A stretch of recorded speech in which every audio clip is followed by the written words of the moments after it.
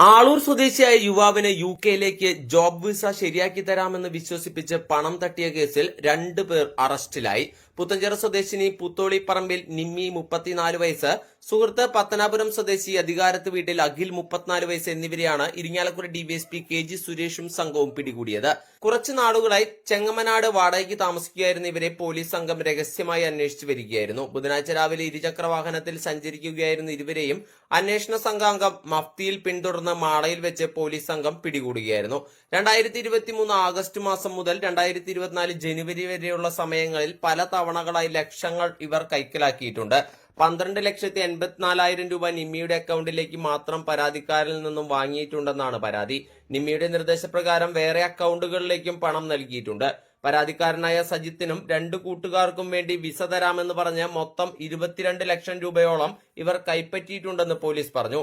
Aloor inspector KM Bineesh, SI മാരായ KS Subin, Biju Joseph, ASI TR Rajeesh, EP Mini, senior CPOമാരായ ES Jeevan, PT Dibeesh, CPOമാരായ KS Sumesh, KK Jibin, home guard Elias എന്നിവരടങ്ങിയ സംഘമാണ് ഇവരെ പിടികൂടിയത്.